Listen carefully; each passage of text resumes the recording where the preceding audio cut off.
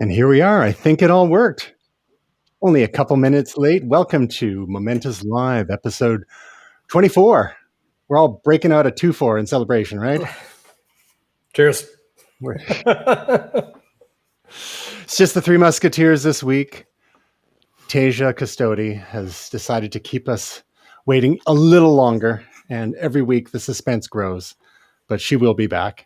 And, if not, we'll find another willing victim or two to come and join us to fill in her gigantic shoes.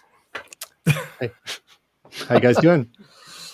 Fantastic. I mean, I spent the weekend camping again, so that's always good, right? How long before you're going to start having to file tax returns from a different geographic region, given the amount of camping you've been doing lately? You act like that hasn't happened already. How about you, Will? Okay. Been better, been worse. Fair to middling. Got it. Yeah. Some tough news today, which we won't get into, but that's okay. Oh, by the way, hi, I'm Tristan Jutra, and to one side of me is William Silver, and bringing up the bottom for I'm Gray Williams. You're not usually you're usually a top, I understand, but easy to settle. You want to get a reputation here. So we've got, despite the fact it's the summer doldrums, we have a grab bag of interesting stories, and let's just dive right in. Now, this one might not seem like a huge deal, but it's more of a gateway into a bit of another topic here. So Bird is the latest operator to integrate its e-scooters and e-bikes with Google Maps. So they are a micromobility company. They have e-scooters, e-bikes, as we mentioned. They joined the likes of Lime and others. But integrating into Google Maps just makes things a little more, a little more reliable from a mapping perspective, being able to see where their devices are using the Google Maps platform. And they've partnered with major national rail companies in Europe. And they're planning to expand the Google Maps integration through partner cities outside of the U.S. So, at the end of the day, this seems like a bit of a sort of wonky kind of bit of information, but I just wanted to use this as a gateway into talking a little bit about e-bikes and e-scooters. But starting with asking either of you, have either of you rode any e-bikes or e-scooters? Let's start with Gray. So I actually own one. Okay. I own a Xiaomi, I think it's an M365. I loaned it to my friend AJ, who's had it for a year. AJ, if you're watching, I wouldn't mind that back at some point. He's not watching. He actually blew both tires on it when it bought some new ones, despite the fact that I had replacement tires for it, which if he had asked, I would have given him them. But it's a great little device. The challenge for me was living in the Vancouver core, owning an e-scooter. There's a high likelihood that just like a bike, it's going to be stolen. And so, I could take it to work, I could take it back, but if you're taking it to the library, you're taking it somewhere to eat, people do it. You see a lot of the folks around on food delivery services, they're on them all the time. The challenge right now is they're not really endorsed by anyone in Vancouver. They're not legal per se. If they go over 32 kilometers per hour, they're absolutely not allowed. Which this M365, if you buy a little $20 or $30 mainboard, will do. And so I bought that thing, obviously. Over 32 kilometers an hour on a scooter like that is terrifying. But needless to say, it's a cool product. What I'm getting at, though, is that I'm a Shaw Mobi bike subscription member. And for $100 a year, you get unlimited 60-minute rides, at least with the coupon thing that I've been doing for the last couple of years. And that to me is awesome. Those are regular pedal power bikes, but they're everywhere, all over the city. So I can pick one up literally Abbott Street around the corner from me. Not to dox myself, you guys know where I live. But you can take it anywhere in the downtown Vancouver core. And there's probably a Shaw station near you. And I'm using the internal mapping system to figure out where that direction is. And so what I'm getting at is this would be incredibly helpful for me. The e-bikes and e-scooters are even more useful than the Shaw Mobi stuff currently is because I can get somewhere and won't have to really break a sweat Whereas, in the middle of the summer or even in your spring and fall, if you're going a long distance or you're going up some of the hills that we have in Vancouver, some of them are okay, but some of them can be quite a challenge. You're kind of not in business meeting ready state. So that's, yeah, exactly. Right. So looking at this, like, I'm kind of kludging this together with a bunch of different stuff right now. If I had the ability to say, I'm going from here to here, and it's going to present me with walking directions, transit directions, God forbid, drive my vehicle, or I could grab one of these things, especially if I could book it. I'm going to book that one right there, and I'm going to be there. That would be really helpful for me. Yeah, and knowing the advantage of e-bike, like you mentioned, or e-scooter, as opposed to a totally self-propelled one, is the being able to show up a meeting not in a moist state. One of my favorite words. Well done. Will, have you ever had the opportunity to try out an e-bike or an e-scooter? No, but a different kind of e-scooter was sort of not the ones that's like a mini motorcycle, like the ones that kids kind of use with the handle, those type. I was in Portland a few years ago, and they had just sort of started a program of putting them on the streets. And I don't know how you got one, but they were all over the place. You would see homeless people riding them. Like, it wasn't a very well thought out program, or it was kind of just like free to everyone. I wasn't sure how it really worked, but literally I would have to step over them on the sidewalk. Like, they were just littered all over the place. I'm sure they've worked it out since. Someone can correct me on this now. But Google mapping might be useful, because this would be like claiming shopping carts or something. They're probably all over the place in Portland. You'd find them in bushes. Homeless people would be hanging out with like 3 of them. So again, that was a few years back. Ray, you're saying that it hasn't improved, or probably hasn't improved. Well, from what I'm seeing, you're actually seeing a lot of the same things, and a lot of complaints from cities and from folks in cities who are looking at these things. And yeah, they do get picked up anywhere, and they get dumped anywhere. The advantage to the Shaw stuff is you pick it up from a bike rack that you lock the bike into when you're done. Yeah. Getting that kind of real estate, though, is challenging. And I think the benefit of Bird and others was that, it's just a scooter sitting here on the sidewalk. Meanwhile, there's somebody in a wheelchair going, there's 5 scooters in the sidewalk. I can't get around.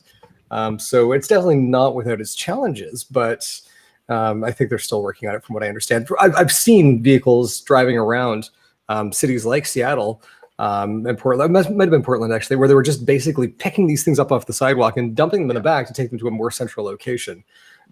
It just seems like bad behavior, I love the idea, but like you say, Gray, there needs to be a depot or something. You shouldn't just be able to discard it on the side of the street. And vending machine with a big dump bin. Yeah, the rollout of Bird and Lime and other e-bike and e-scooter lending companies was a little rocky in cities like Portland, San Francisco, and others, because it was one of those cases where they just showed up and deployed, kind of like Uber did 10 years ago, where it was, it's easier to be forgiven than receive permission. And I think the local municipal governments then had words with said companies and told them to clean up their acts a little bit. But Lime has actually just launched in North Vancouver, where MOMENTOUS headquarters is here. And they have a full fleet of 200 electric assist bikes have just hit the roads. I've started noticing them in the neighborhoods. And the intent is to give residents and visitors another carbon-free option for getting around with e-bikes that make climbing the North Shore's imposing hills a comparative breeze. So that, I think, is going to be interesting. I'm currently in the market for e-bike ourselves. Both my wife and I had been looking at regular bikes for a bit, but North Shore, when you live in North Vancouver, the hills are a thing. And unless you are a hardcore mountain biker, which we are not, but just interested in a little recreational biking, you want to be able to smooth out those hills a little bit. And that's where e-bikes come in really handy. You still can pedal as much as you want, and then be able to throw on that assist as necessary. So starting to see the Lime bikes across the North Shore haven't become a menace yet, but it's just like there's one on that corner and there's a few blocks away, you notice another one, and we'll see how that all goes. But unlike the Shaw system, there is no central place for docking them, at least that I've seen yet. I will say that, we were just over on the North Shore for a very festive party for someone that we love very much. And we took the C bus over. And it was one of those things where like getting to North Van by the C bus it's exciting. Like it's a really cool way of transport. And getting there and realizing that, you kind of got the key, but anything else is way uphill. And the bus system is good, but it's still not something that I'd like to rely on. I'd like to be a little bit more self-reliant. And so the idea of an e-bike being on the North Shore is actually incredibly appealing. It really unlocks that whole place, because I don't want to take the landscape. It's rammed. I don't take the secondaries. It's rammed. It doesn't matter what time of day it is. It is. Something's gone wrong. You're not getting through there. The C-bus rarely runs into traffic, knock on wood. And so like having that is, this actually like it really opens up that city for those of us who don't necessarily want to drive in, don't want to be driving around, but still want to get around there. So I'm actually... I might actually see if I can take a trip out there this week and give one of these a shot. Darn it, we were trying really hard to keep out the ne'er-do-wells. I am the riff-raff, I apologize, but I'll be gentle. I'll try to put the bike away in a nice place. Not sure who that person you're referring to with regards to the celebration there, but they sound extremely young and extremely handsome, and we wish them all the best. Bon anniversaire to that person. My birthday's still a while out. Oh, okay, fine. Let's make it about you. So, speaking of bicycles and birthdays and all things child-oriented, let's take a hard turn into child sexual abuse material. That is a hard turn.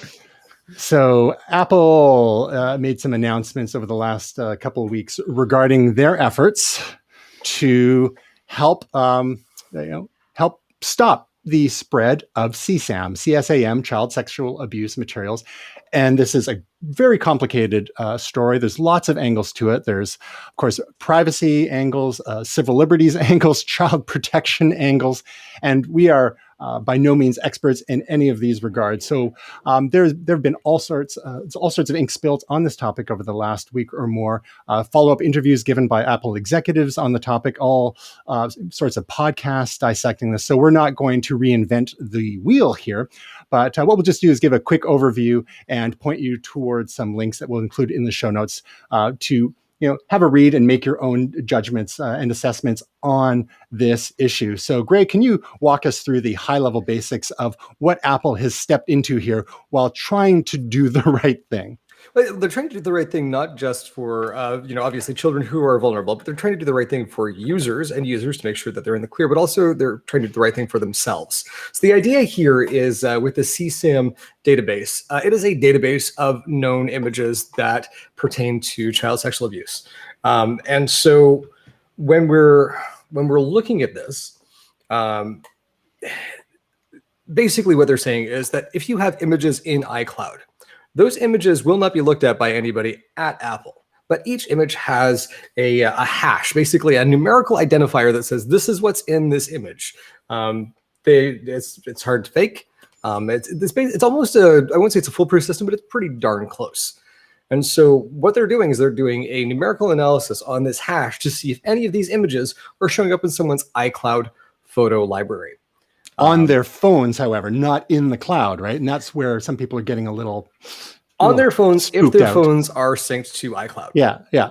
Now, if you're not synced to iCloud, again, it's the same as always. Your phone is your own phone, and nothing is being examined on this. Now, when we're saying, when it's on your phones, again, if it's synced to iCloud, there is a copy of that image on the iCloud database.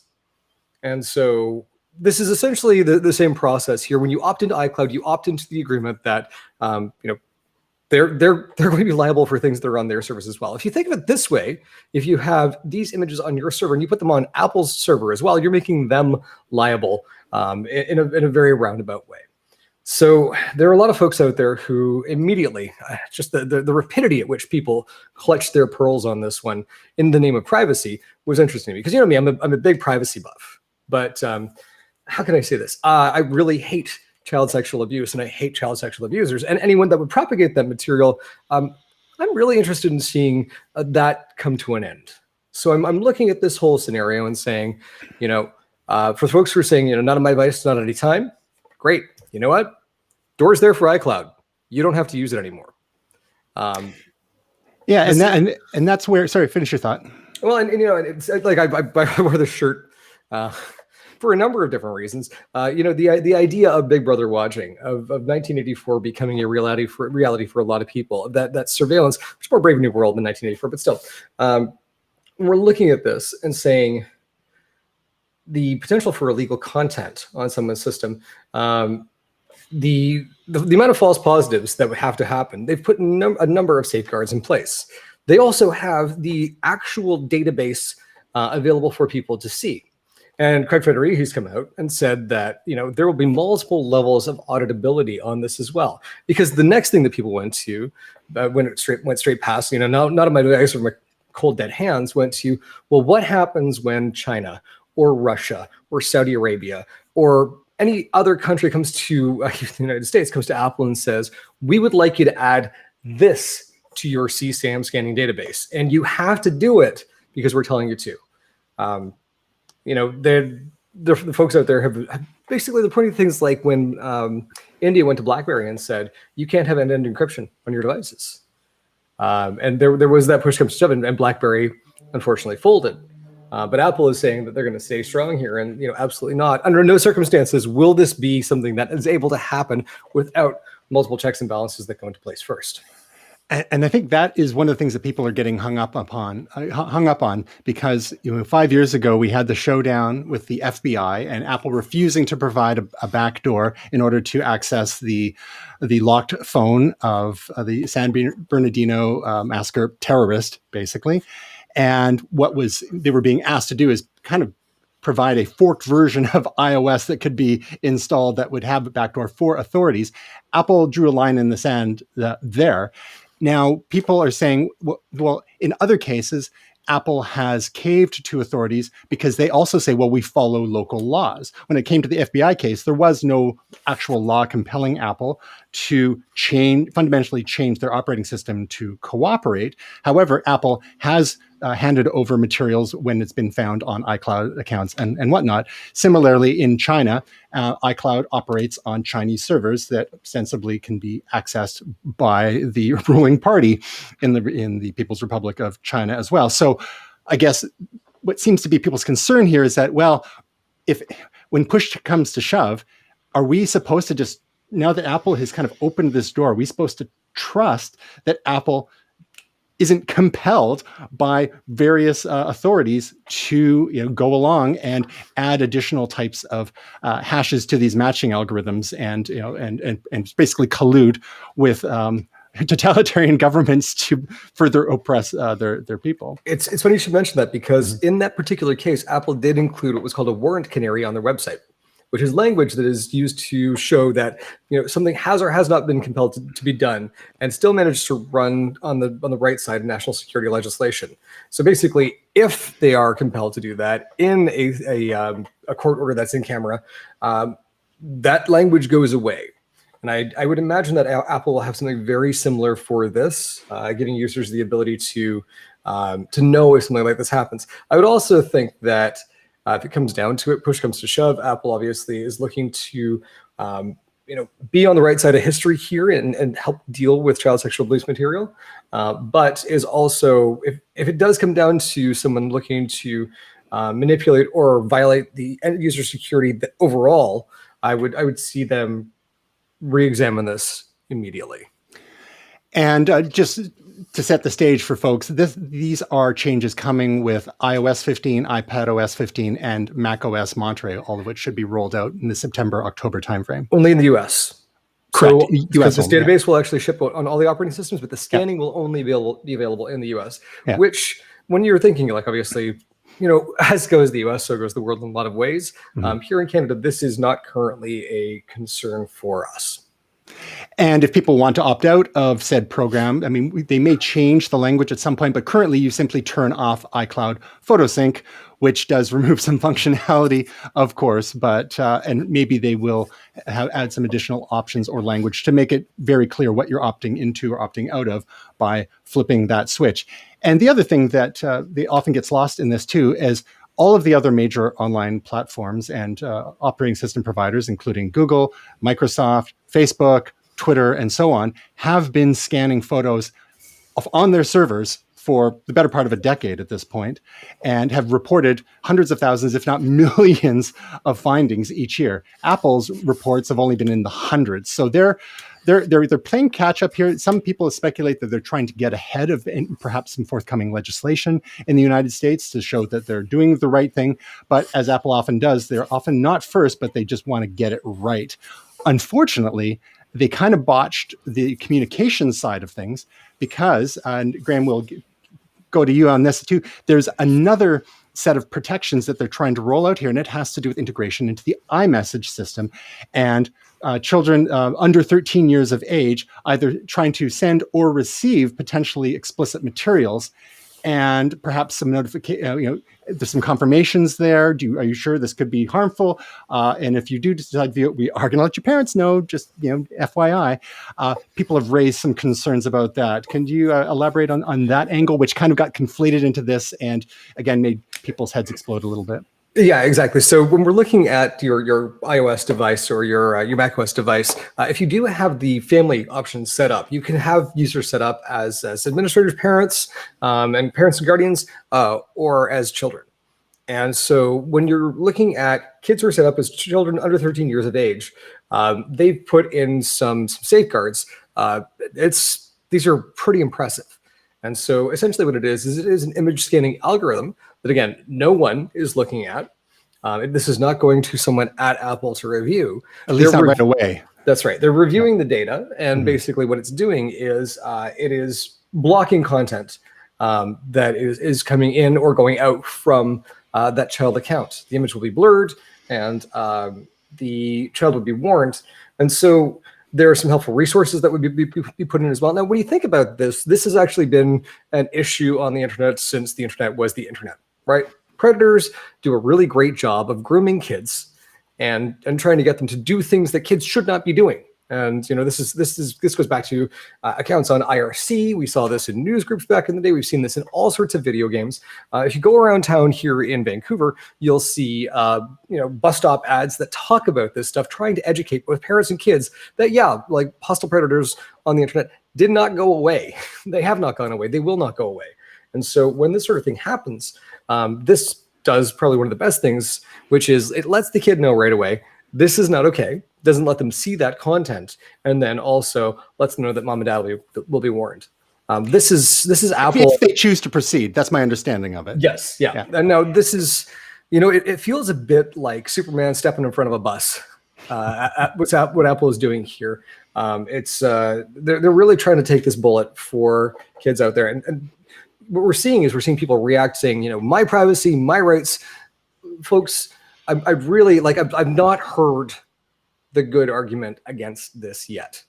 When we're looking at this as well, when we're looking at older children, there are additional ways for them to control how this is impacting those kids.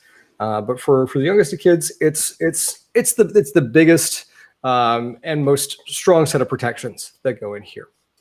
And you'll notice in the screenshot that I'm displaying now from one of Apple's web pages, the language there, it's speaking directly to children and trying to make it clear what they're doing in not overly technical language. There's this could be sensitive to view. Are you sure? Then some further details. There, liberal use of emoji in here. And then the next step, it's your choice, but your parents want to know that you're safe. So giving them the heads up that if they proceed, their parents will indeed get informed. One of the other issues that people have raised, especially when it comes to older children, say teenagers, that, kids struggling perhaps with sexual orientation issues, gender identity, and so on, that they could be inadvertently outed to parents that may not be terribly sympathetic, causing some potential unwanted family strife, or but again, hopefully there is enough warning there for said underage individual to be able to read what they're getting into before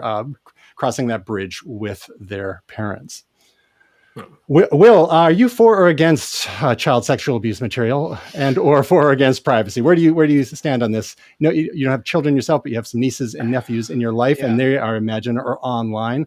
Any sort of gut reactions to this controversy and this issue before we move on and leave the rest to the experts? Yeah, I mean, I think I'm with you in Gray in the sense that, of course, this is horrendous that this kind of material propagates online, and that children are groomed or confronted with adults who wish to do them harm. And I'm also with Gray. I think that it's sort of like a game of cat and mouse or cops and robbers. I mean, like, the internet provides them a new avenue, and devices provide people who want to commit crimes new avenues, and checks and balances need to be put in place. I personally feel like it's funny that in the last 20 years, and maybe it's always been part of North American DNA, particularly American DNA, in my opinion, this sort of freedom at all costs, this freedom of speech, even if it hurts others, or and I think that there are limits, and I think that again, we're also talking about, we're putting safeguards on certain age groups, and to your point, Tristan, it's even just warning. It's not necessarily stopping some of this content. It's just putting in some checks and balances, some warning, some safeguards. So I mean, from what I see and hear and read, I don't see it as that objectionable. It's funny because in the 80s, that there's all these bans on video games, or concerns about music and stuff like that, and you didn't necessarily hear that as many people as you hear now about freedom of speech. So it's funny how things have maybe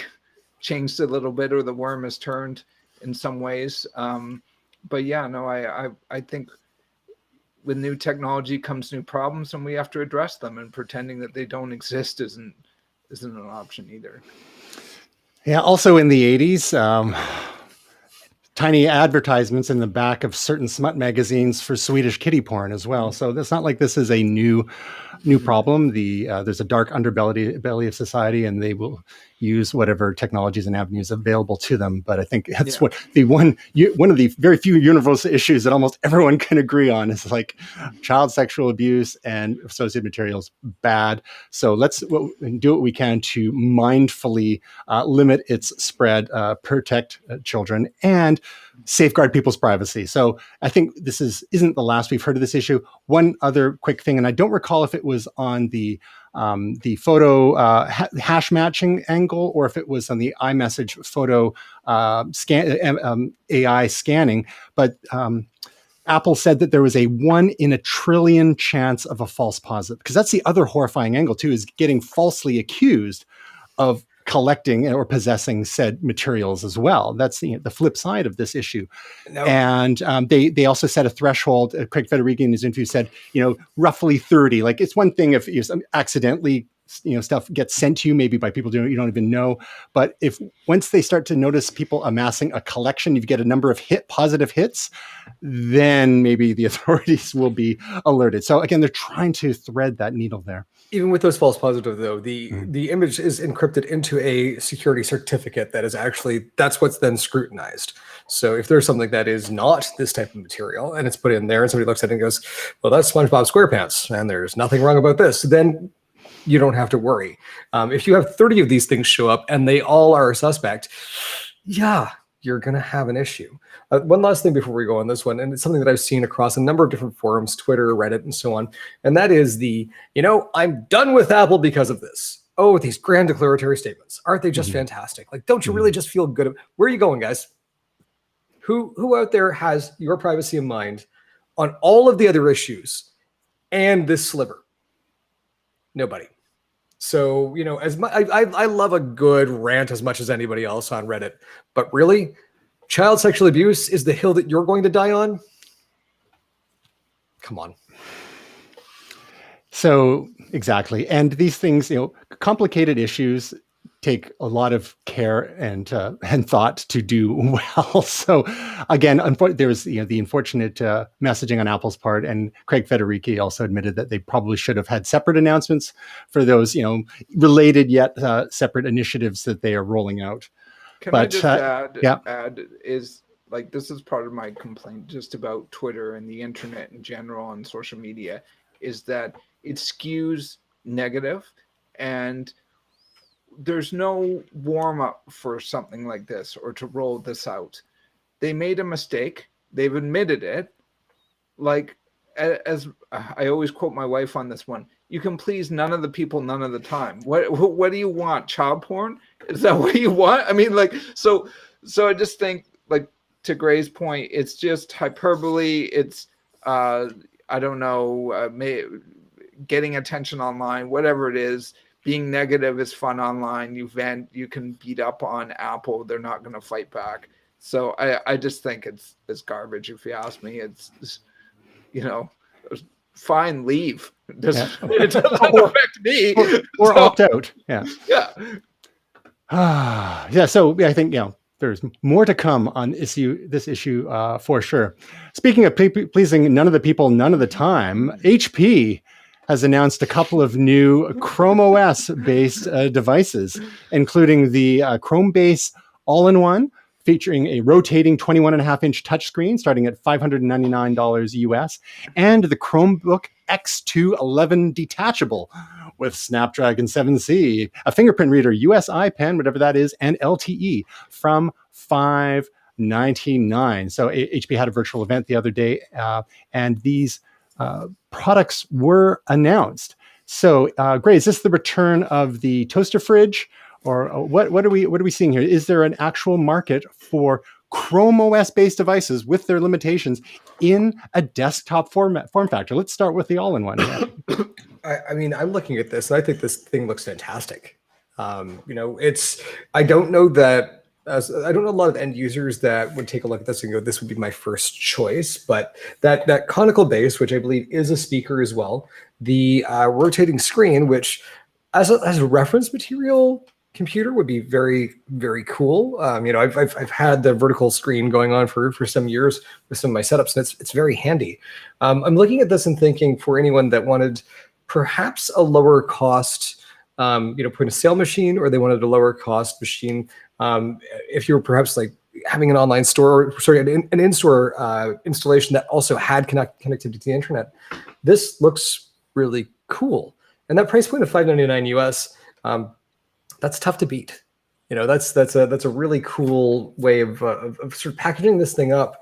I just bought my parents a brand new 24-inch iMac, and that thing is just stunning.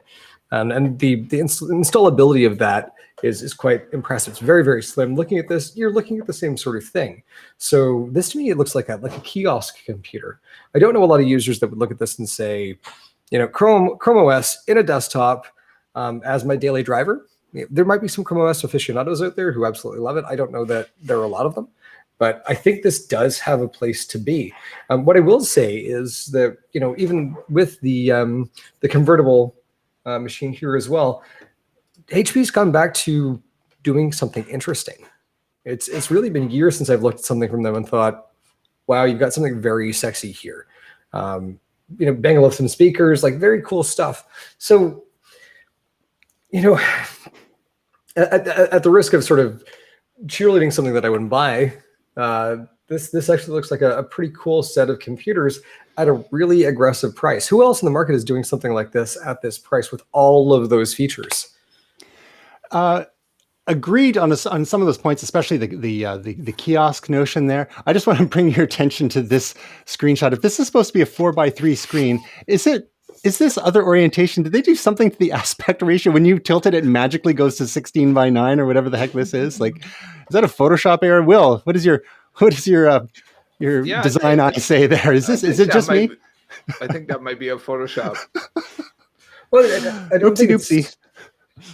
What's that, Gray? It is 16:9, right? Well, it's 1920 by 1080, right? Okay, so why is it that when it's rotated there, it looks so much thinner? I think because even look at the width of the keyboard. I think they screwed. I think it's an optical illusion, to be honest. Or they've set it back. They've set it back because look at the size of the base. Okay. So they've set it backwards because the size of the base is actually quite a bit bigger. But so that's pushed forwards, and then they've set it backwards, and so maybe so that it can be the same. One, yeah, maybe the other one is like stretched the other direction. It's taller than it's So I'm getting confused. The 4x3 was for the convertible, but there's whatever the case is. I'm almost 100% sure that the aspect ratio is different from these two pictures. Not that it's not in the forensics business here, but it's just that the one on the right has been set back because they wanted them to be the same height. So if you take a look here, the keyboard sits lower on the right, and the top of the monitor is at the top of the monitor there. So they've literally just moved the camera backwards from it to give you the same height of picture on both of them. Sure. So it's just set backwards. It's an optical illusion, but yeah. I don't know. We're gonna have to do some screenshots. Can I tell you my complaints? Why didn't they rotate the image? Yeah. All right, that's the thing. I guess they're trying to show it off. Who knows even what that is? So Will, you've been a laptop guy for a while. We're seeing some experimentation in this space with these all-in-one computers. Obviously, the iMac has been a thing since 1998, and then a couple of years ago we had the Microsoft Surface Studio, which is impressive in its own right, a premium product. But here with this device is Chrome OS based, so it's mostly just a web browser, and then throw on the ability to run Android apps on top of that with recent tweaks to Chrome OS, and hopefully a little bit longer shelf life than a lot of the entry level Chromebooks that we've seen. That people have to basically trash after a year or two because they just aren't that great. It's the higher end Chromebooks that get up into the full laptop prices are a bit more interesting and have more longevity. But Will, have you ever been tempted to go back into the desktop realm, especially with a nice all-in-one computer, whether it's something like this or something more like an iMac or a Surface Studio? No. Okay. To elaborate, no, this isn't for me. But I love that they're doing something. To Gray's point, to your point as well, just that there's more options in the market. I'll give you a use case as well. People that I know that have Chromebooks. So a friend of mine bought two of his kids Chromebooks when they had to do school at home because mom and dad were also working and using the computers. They had to buy two cheap computers that were just purpose use for basically doing classes online. So, I mean, I think there is a market for this type of device. It's not the three of us probably, but it's just good to have cheaper computers out there for people on low incomes or for kids, their first computers, or elderly people or like my mother who don't run the Photoshop or the Adobe and just want to check the email and and maybe buy something online. So I think there's definitely a case for a stripped down computer or tablets, and this is basically, some of these just look like tablets put on a base with maybe a little bit more power. Anyways, I think it's great that they're out there, but yeah, not for me. I think in the case of their convertible, the Chromebook X211, another great name, guys. They're kind of taking the iPad case sort of approach or smart keyboard sort of approach. There's no, is there a trackpad? I think there is a trackpad there. Yeah. Both this and the all-in-one have the touchscreen compatibility. I wonder, however, with Google's play with Chromebooks in general, is because they are so inexpensive, basic feature set, they don't try to be all things to all people, but they've really dominated in education. If it's just getting the kids hooked into the Google ecosystem with regards to Google Sheets and Google Docs and Gmail and all of that Google has to offer. And then no matter what device they get, be it Android, iOS, Windows, Mac OS, that they're going to be hooked on the Google tools. Any thoughts on that, Gray? Is that just conspiratorial, or do you think Google's really earnestly wants to be in the hardware business for its own sake? I think they're Trojan horsing it. For sure. I mean, looking at the Pixel, they tried so hard to get it right. It feels like they're getting there, But yeah, I'd be more apt to buy a Pixel device than any other Chrome based or Android based device. But still, I'm having difficulty seeing the larger play here. Basically, I'm looking at HP, and HP is probably saying licensing's cheap, so we can knock a couple $100 off this thing, which may actually get us a little bit more traffic on it. That's a good point for sure. Definitely cheaper to produce than Windows machines. The licensing alone there. And speaking of Pixel, the Pixel 6 and Pixel 6 Pro should be out this fall, but the reviews are just coming out for the Pixel 5a now. So how do you like them apples? Not sure what's going on with their release schedule there. Next up, what do we have here? We're leaning hard into the fun territory here. Nerf just made the iconic Aliens pulse rifle into a badass foam blaster. Yes. I mean, we are truly living in the golden age of toys and entertainment. I just thought I would share this with you guys here. Just set your sights on that. Any thoughts? I love it. Enough said. It's a little pricey. It's like $130, but I love it. I think it looks cool. I love if it actually counts down the rounds in the chamber or what have you. This one's only $95 US. Oh, the $130 is the blaster from the Mandalorian. Ah, okay. Equally worth your well-earned dollars. But yeah, I mean, if you thing is, like, I would imagine that if you're a Nerf aficionado, you probably already know, and you're probably already lining up for it. Cool little mechanism, like, so great. Yeah. What? That's all I got. Your wallet saying "Game over, man." Game over. Fair. The only Nerf stuff that I had growing up when I was 8 years old, I got a little Nerf basketball and a little Nerf basket, and I could toss that in. Well, speaking of tossing stuff, like, have you seen there was an April Fool's Day thing for the Nerf nuke?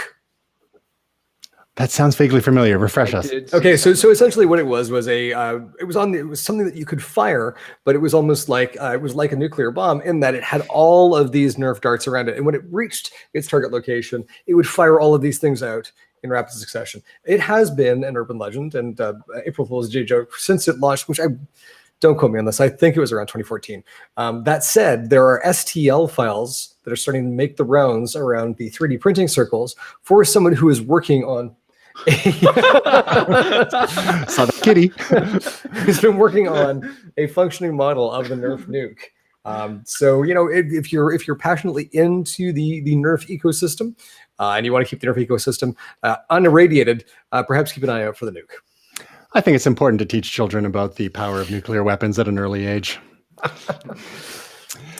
So next up in the fun department here, there's finally a new Densha De Go train controller, and it's awesome.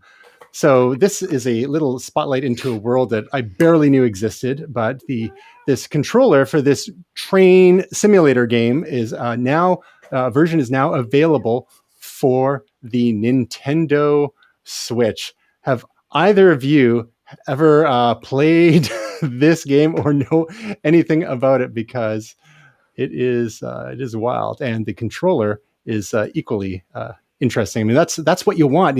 Some of the best arcade games were the ones with the custom controllers for the game, as opposed to simply a joystick and a couple of buttons.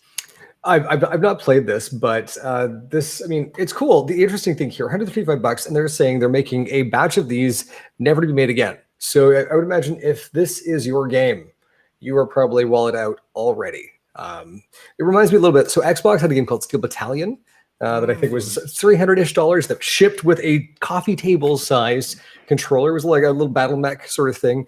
Dave & Buster's used to have the Robotech pods that you could get into that had that sort of experience as well.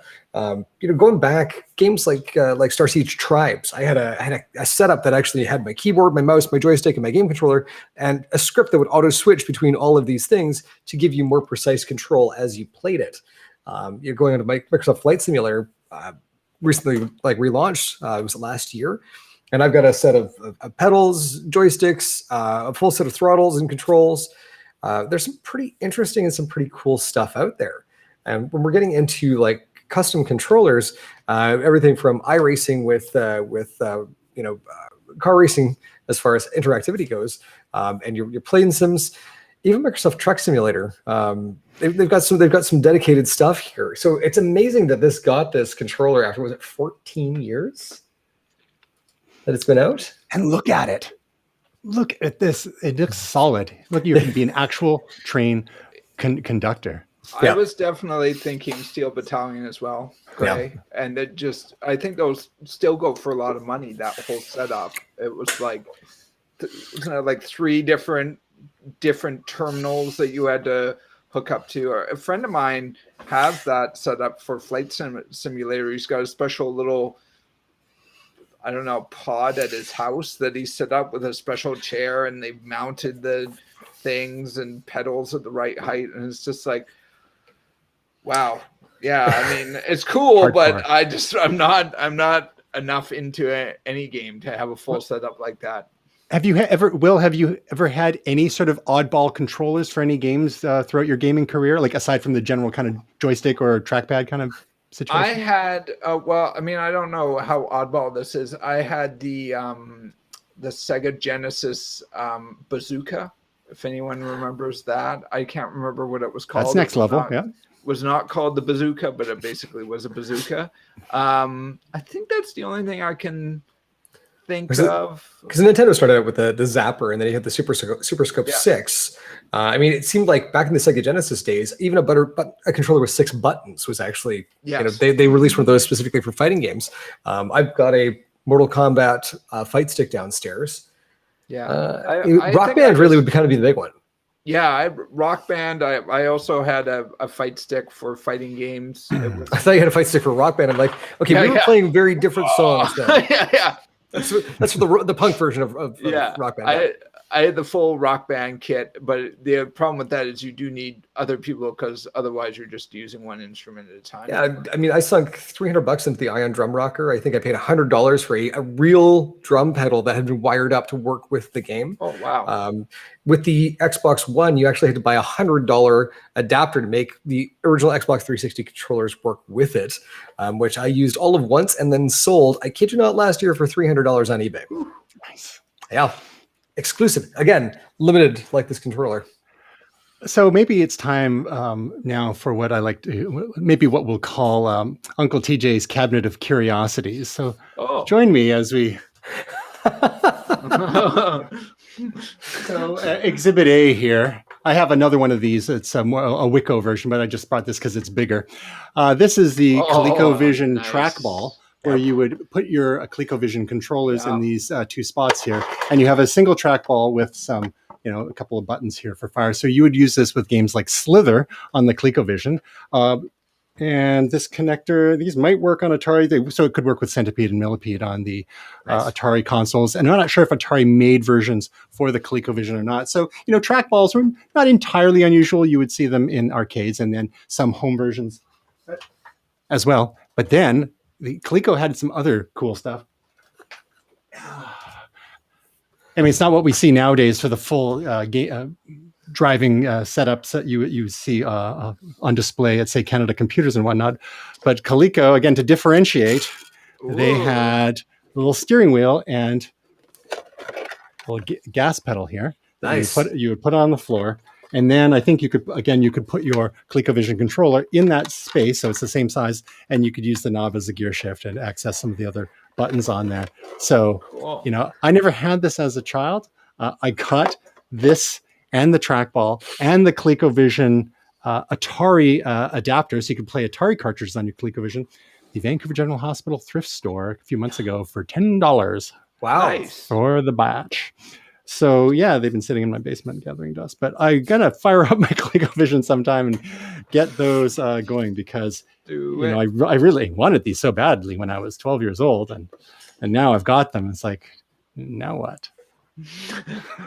But I have a CRT TV downstairs. I'm gonna eventually get set up for some of the retro consoles. There's so many things to do. Of course, you have a CRT TV downstairs. Of course, I'll be back in a sec. Don't get locked in the basement. Taking the elevator up. Okay. There we go. And we're back. So that was installment 2 of Uncle TJ's Cabinet of Curiosities. Next up, what do we got? We got a little bit more fun before we wrap up here. So we talked about driving simulators and custom controllers. Yeah. So speaking of gaming, who here has a PS5? Anyone? No, not me. That's Will, me. not yet. Not I'm yet. still rocking a couple of PS3s. Will, you've got We're a PS4. Yeah, What are you we're waiting for, Will? Like to actually have them available in this Well, lifetime? that's part of it, but partly my wife just wants to wait another year until we get a better TV, and then we'll 4K. upgrade if they're available. Mhm. But yeah, trying to get the last little bit of life after the old systems. Now, Gray, how did you go about getting and securing your PS5 during these challenging times? A huge shout out to my buddy Ged Smythe out of Guelph. Thank you, my friend. One of his friends had actually secured 2 pre-orders and didn't want one of them. And he asked me, do you want one? And I kind of resigned myself to not getting one. But I was like, yeah, here's my money. And it showed up like 3 days later. And it's interesting because I've got a very high-end gaming PC that's got all the bells and whistles except for a new video card. And the PlayStation 5 outperforms it. It needs that last video card piece, but it does 4K 60 frames per second at Destiny 2, and it's glorious.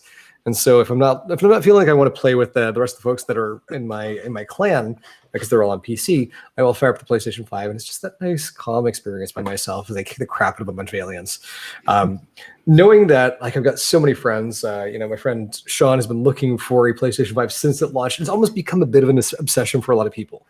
And it's unreal that we're like 8 or 9 months in now, and there's still such constrained supply, probably exacerbated by the worldwide chip shortage and the worldwide scalping issue.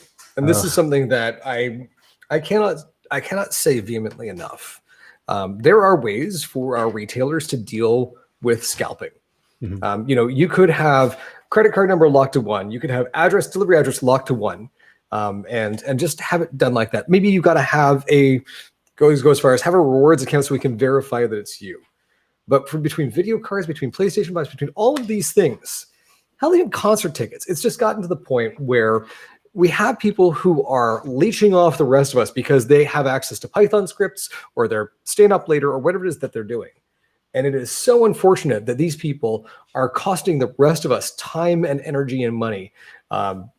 It used to be that if you wanted to scalp something, you had to go and you had to line up to get those tickets yourself, and then you would scalp those tickets out in front of whatever it was that you were doing.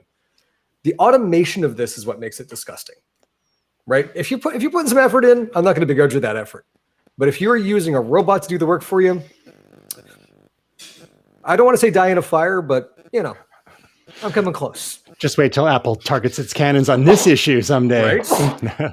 Bless you, Will.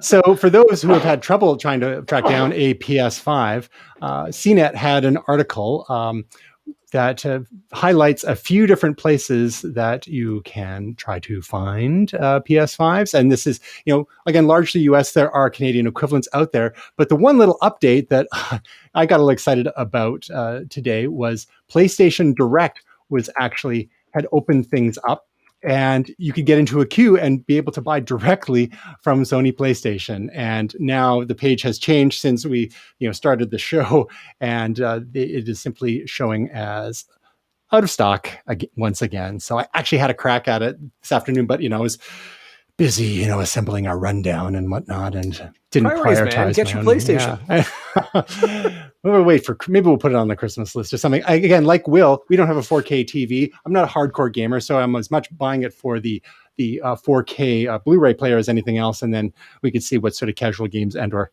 karaoke options there might be available for that nice, admittedly very nice looking unit. Now, Will, Gray, I have to ask: is your PS5 horizontal or vertical?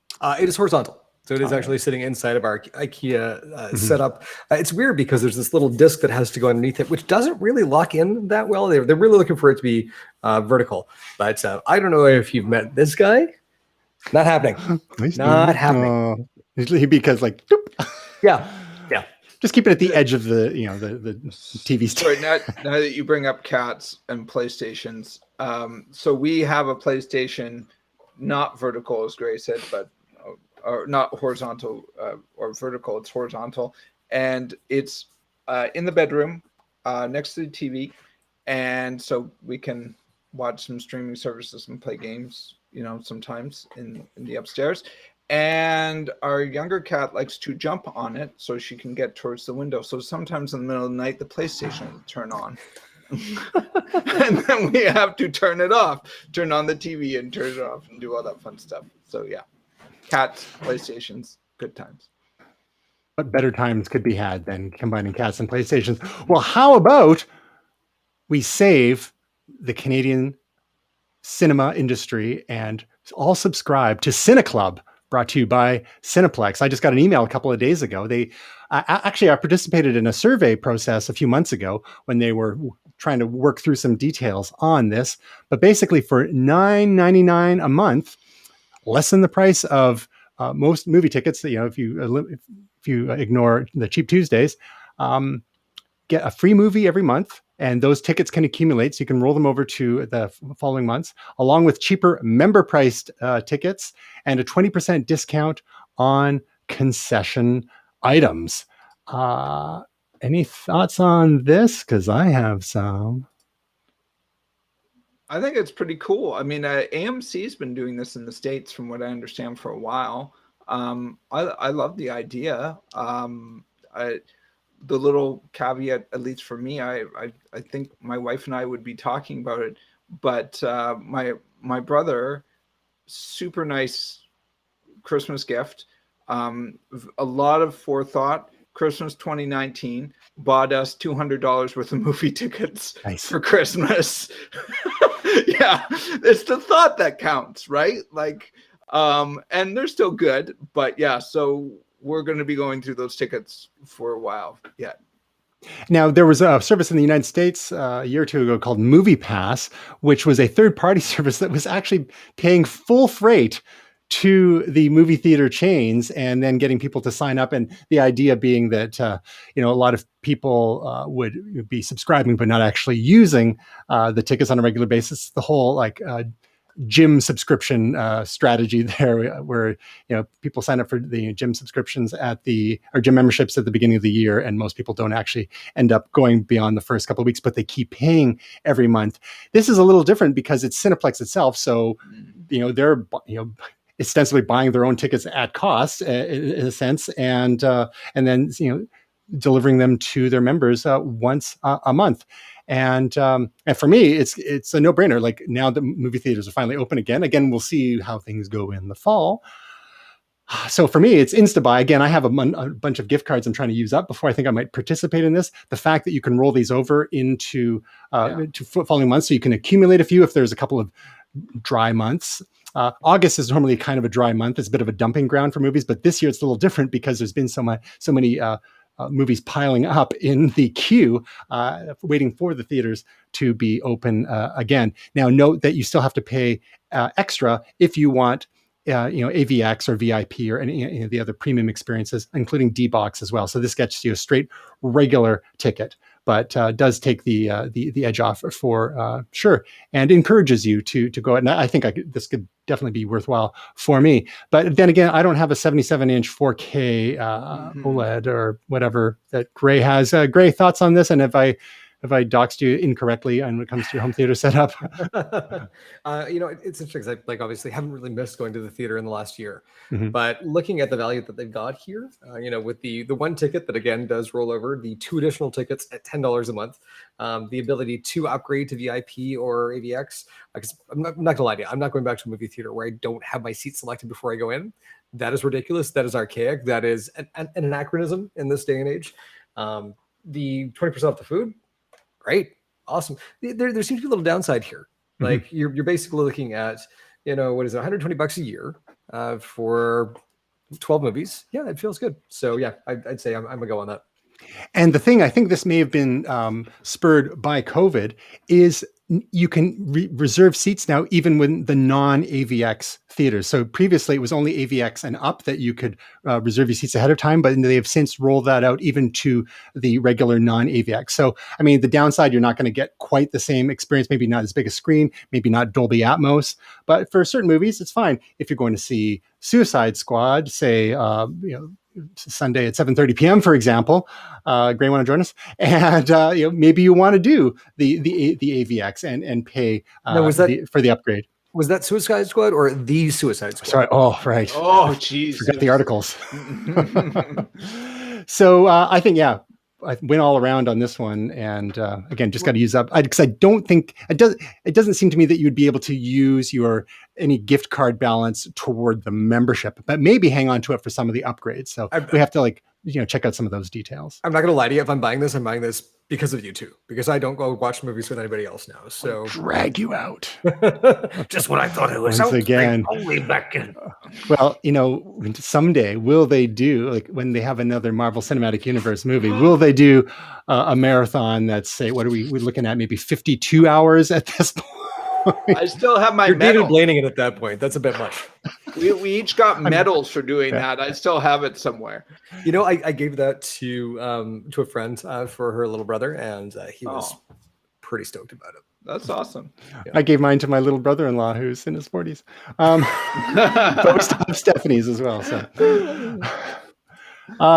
And just a couple last things before we wrap up. Again, in the entertainment theme, Star Wars Visions. Star Wars turns into anime. In action-packed Star Wars Visions trailer. So let's just play a little bit about this, and we'll let apparently Gray has some thoughts. Has some thoughts on this, and if I can hit the right button, we'll just have so we can get a content strike from YouTube here. We'll just let this play in the background. What's the deal here, Gray?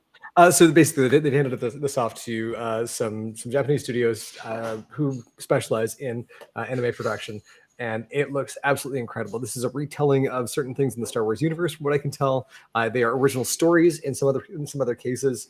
It looks so good. It's just I'm loving that we're starting to see the universe branch out. The prequels obviously were interesting for their time. The sequels. First one kind of had me. Second one really had me. Third one kind of had me. But now we're starting to see with The Mandalorian and in other spaces around the Star Wars universe. This is just what a delight. Like it's got kind of reminds me of some of the Massacre of the Valley of the Wind, a little bit of Princess Mononoke. Like there's just some really cool stuff going on here. There's a little bit of Fist of the North Star in places. So I'm looking at this going, yeah. I don't know where this is. This is Netflix, I think. No, where is this coming out? Oh, Disney Plus. Disney Plus, obviously. Yeah, sorry. So yeah, it's like I don't know if it's going to be premiere access or if it's just going to be a thing that launches on Disney Plus. But I'm so very there. Like this is phenomenal. Will, how there are you? Well, I'm going to watch it. I'm interested. I full disclosure, I'm not the biggest anime fan. I mean, I've seen Ghost in the Shell and Akira, and I like them, and some of the other big anime ones, but I've never been a huge aficionado. There was one similar to this for Batman a number of years ago. Maybe, I don't know, 5-10 years ago. They did a series of shorts with Batman done in anime style, and I enjoyed that very much. I'm looking forward to this. I think it's, again, just a way of expanding the universe and capturing some fans and presenting in a different light. Also, Star Wars comes from sort of Kurosawa movies mashed with cowboy movies. So this feels like there's some genuine DNA here that's being explored. And I really enjoyed some of the scenes of, pulling swords, like samurai swords and things like this. I mean, I think there's a lot of there. So I think that this is maybe not a natural fit, but a fit that works. Yeah, and you make a good point. The original Star Wars, of course, was heavily influenced by The Hidden Fortress by Akira Kurosawa. And it is kind of neat to see Star Wars come back full circle and pay homage to Japanese storytelling and, by extension, anime as well. And I confess, I also am not a huge anime fan, been more anime adjacent over my many decades. Watched a number of the Miyazaki films, for example, but haven't really strayed too much further. I have to confess, I haven't even seen Akira. Like, I mean, I know that's, I should. We can solve that. I should. I'm so thrilled to you because it's a great time to come and see it because they've got an absolutely fantastic transfer that's available now. So I would love for you to be able to watch that here. If they showed it in the theaters, maybe. Just sit closer to my screen. It's 75 inches. Maybe we need to get an 8K. So, just for the record, that was Batman Gotham Knight. It was 2008. I've actually got that on Blu-ray if you want to borrow it. Real-time fact check. Gotta love it.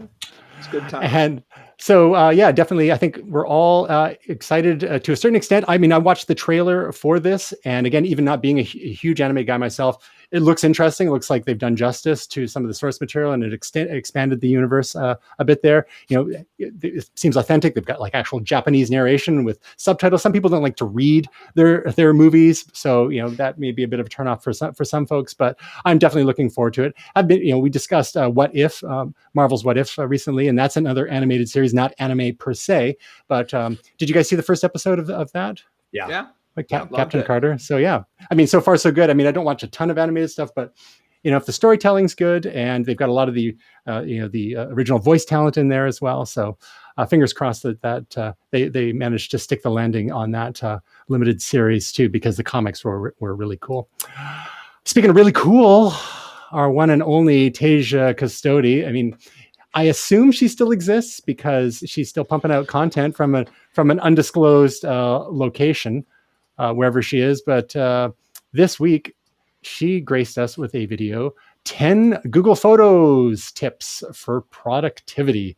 So those of you who are deeply immersed in the Google ecosystem, you'll find 10 helpful tips here to get the most out of Google Photos. Will or Gray, either of you are in the Google Photos ecosystem?